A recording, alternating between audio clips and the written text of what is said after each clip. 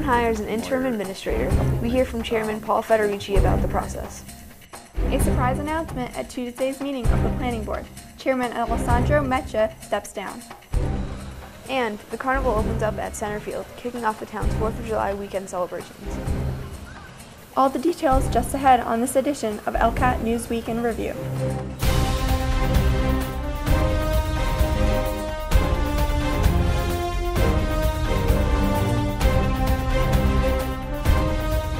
Hello, welcome to this edition of ELCAT News Update. I'm Bella Kukoinakis. And I'm Allie Carrington. We begin tonight with news that Greg Moyer has agreed to the terms offered by the Board of Selectmen and will be serving as the town's new interim administrator. He will be arriving as early as next week to begin his duties in the Selectman's office. Chairman Paul Federici says the board was immediately impressed with Moyer. With Mr. Moyer, a couple things. His work experience. He went through some horrible situations when he was up in Alaska as a temporary administrator, and also the fact that he was very, very knowledgeable, and it's very tough to interview by Skype, as opposed to being there in person. And he did a great job. I mean, he presented himself well and explained his background and what he could provide to the town. And I think all three of us were very impressed, because you don't go into in our experiences, you don't go into a Skype interview expecting the best, and as it turned out, it worked out very well. And with his experience and what he's going to bring to the table, as the old expression goes, then he was I think we all thought he was the best candidate from the get-go. So. Federici says the board's immediate priority is to get Moyer up and running in the office and familiar with the operations of the town.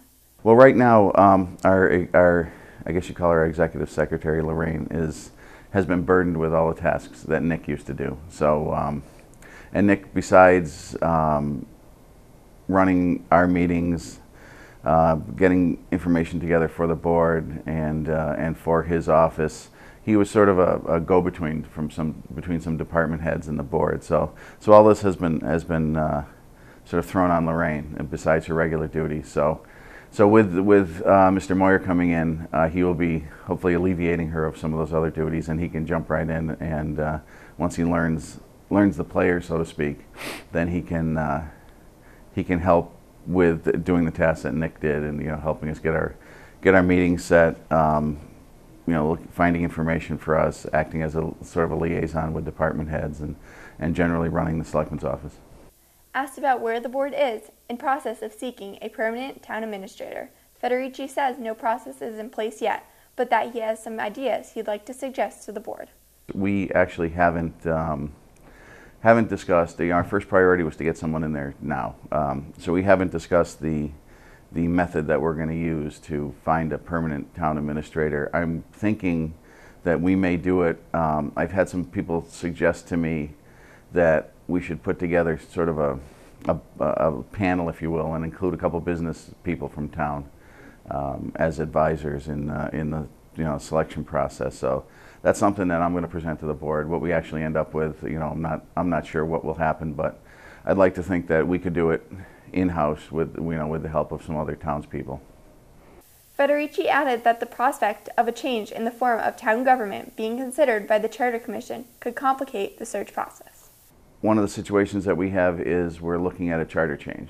So when we get to the point where we're going to hire or look for a permanent town administrator, I don't know if the fact that the potential for changing the form of government in town will affect the number of people who apply for the job, and because people may not want to go in thinking it's going to be a temporary position, because we may change our form of government within a short period of time after they get hired. So that's a good question. I know Mr. Moyer's been in places for upwards of 2 years. I don't think that that's going to happen with us, but I know he's prepared to stay as long as we need him, and hopefully we're prepared to have him as long as we need him. Planning Board Chairman Alessandro Meccia announced his resignation from the Planning Board on Tuesday. The unexpected announcement came in comments to fellow board members at the end of the meeting. After the past few weeks, put a lot of thought into this, and I just very frustrated in the way things have been going, and I'm definitely going to put my resignation in. I'm going to step down from being chair. I'm going to step down from the board. the things that have happened in the past few months, few weeks, just I haven't been the same, and I don't want to sit up here and be negative all the time.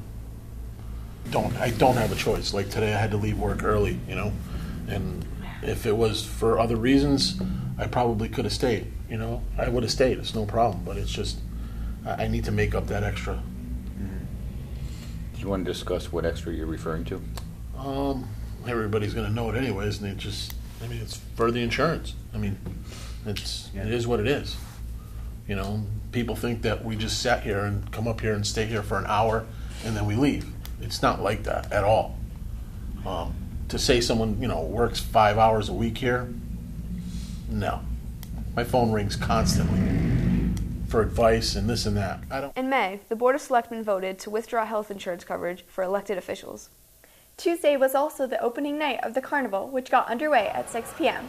Lots of kids and families lined up for their favorite rides. With last-minute preparations underway earlier in the afternoon, ELCAT caught up with Maureen Basile of the East Longmeadow JCs about the preparations and expectations for this year's Carnival.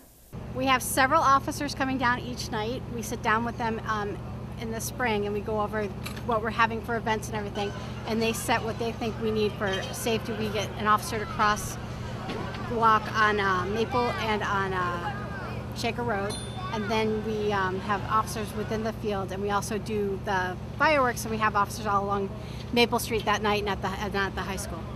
It's $25 to buy a bracelet to ride all the rides all night. We're hoping the rides will do probably about $80,000, so we get a percentage of that. We don't get the whole amount. Most of it goes to the Carnival Company, but that will be a good kind of benchmark for what everything else that we have will do. People of all ages come to the Carnival every year to enjoy the rides, games, fried dough, and cotton candy, all part of an East Longmeadow tradition that has been going for over 50 years. I love it, and it's really so fun. And what's your favorite ride? This ride, and it's super fast, and you might, after the ride's over or it's still going, you might feel like you want to throw up.